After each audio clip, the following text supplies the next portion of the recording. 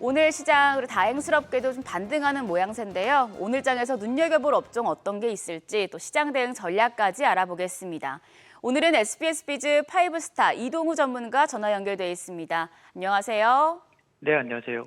네, 지금 글로벌 학회 등의 이벤트 그리고 임상 결과를 앞두고 제약 바이오주에 대한 기대감이 높아지고 있습니다. 일단 관련 이슈부터 짚어주시죠.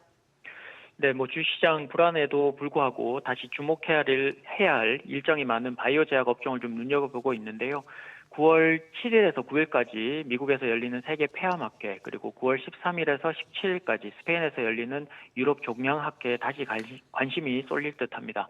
특히나 유럽 종양학회는 3대 학회로 암학회로 미국 임상종양학회 그리고 미국 암학회와 함께 영향력 있는 세계 3대 암학회로 국산 항암제의 연구 결과와 기술 수출 성과로 이어질지 이번에 또 주목하고 있는 모습인데요.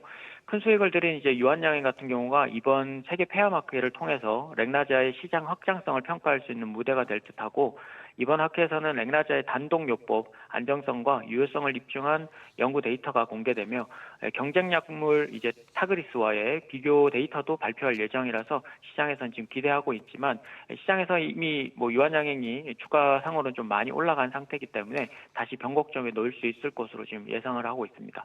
또한 HLB가 표적 항암제 리보세라닙과 캄렐리주 병용약 요법의 임상시험 결과를 좀 발표를 하게 되는데요. 지난번 미국 FDA 신약 허가가 미뤄지면서 재심사 신청을 꾸준하게 준비를 하고 있고, 세계 폐암학회에서도 발표에 더불어서 유럽 종양학회에서는 9건의 리보세라닙의 관련 연구 결과를 공개하면서 확장 행보에도 청신호가 좀 켜질 것으로 기대하고 있습니다.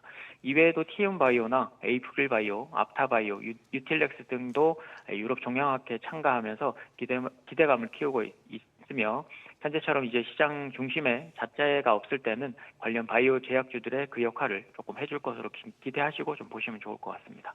네, 그런데 제약 바이오주는 금리 인하 기대감이 선 반영됐다는 또 분석도 있기 때문에 아무래도 개별 기업 모멘텀이 중요할 것 같은데요. 어떤 종목 눈여겨보고 계신가요? 그중에서는 GI 이노베이션과 ST팜을 좀 주목하고 있습니다. GI 이노베이션은 차세대 면역 치료제 개발로 글로벌 혁신 제약사로 지금 도약하고 있는 업체인데요. 3건의 글로벌 기술 이전과 함께 미국의 머크사와 공동 임상 계약 체결로 인해서 글로벌 경쟁력을 확보한 상태고요. 그중 알레르기 치료제는 유한양에게 이미 1조 4천억 규모의 기술 이전을 했고, 일본 판권을 제외한 글로벌 판권은 유한양이 독점을 하고 있지만, 유한양이 3자 기술 이전 시에는 50%의 권리를 가지고 있기 때문에 추가적인 상승세도 기대해 볼 수 있을 것 같습니다. 또한 면역 항암제는 중국 힘시어에 1조 600억 달러 기술 이전을 한 이력이 있고, 고형암을 대상으로 미국 머크사와의 협력이 기대되는 시점입니다. 기술적으로는 15,000원 중반이 박스권 상단이자 최고가 부근으로 강한 저항선이 있기 때문에 추가 거래량이 급증한다면 신고가 랠리에 다시 가능할 것으로 보이고요. 현재 박스권 상단이 13,000원 부근에서 접근이 가능하고, 1차적으로는 박스권 상단인 15,000원 중반 목표로 두시면 될 것 같습니다. 두 번째는 ST팜인데요. RNA 치료제 원료를 생산하지만 최근 새로운 사업에도 관심을 좀 받고 있는데요. 세계 최초의 경구용 대장암 치료제 개발에 나서면서 유럽 종양학회에서도 바스로파립의 임상 1상 결과를 공개를 하게 됩니다. 바스로파립은 2년 동안 펜키라제의 효소를 저하해서 암세포 성장을 막아주는 원리로서 정맥 주사인 기존 치료제와 달리 하루 1회 복용하는 경구용 제제로 개발 중인데요.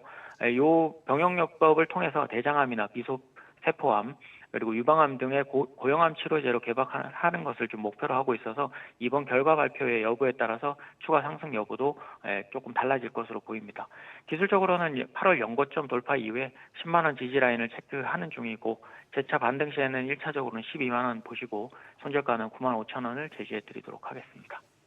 네, 어제 급락 이후에 오늘 장 초반에는 시장 조금씩 반등하는 분위기인데요. 마지막으로 투자자분들 위해서 대응 전략까지 세워주시죠. 네, 금일 상승으로 출발하고는 있습니다만 어제 시가나 고가를 넘어서기에는 조금 역부족인 자리로 좀 보여집니다. 장중에 등락을 계속 염두에 두시는 게 좋을 것 같고요.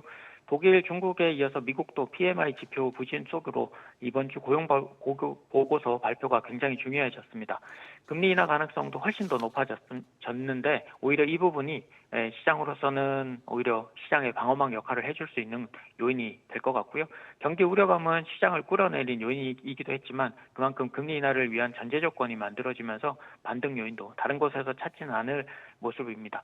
결국 현재 이제 답답한 박스권은 9월에 있을 FOMC 회의까지는 이어진다고 보시면 될 것 같고요. 기술적으로는 이제 국내 양시장은 이제 8월 2일 강력한 저항선으로 자리 잡혔고 미국 증시도 최근 고점 부근으로 강력한 저항선이 인식되어서 전체 시장 반등 기대감보다는 종목별로 장세가 조금 더 이어진다고 염두에 두시고 보시면 좋을 것 같습니다. 시장 하락 전에 주도 역할을 했던 바이오 제약 그리고 2차 전지 화장품 쪽으로 우선적으로 좀 보시고요. 테마로는 원전, STO 관련주를 함께 보시면 좋을 것 같습니다. 네, 오늘 말씀 고맙습니다. 지금까지 업종과 대응 전략 알아봤습니다.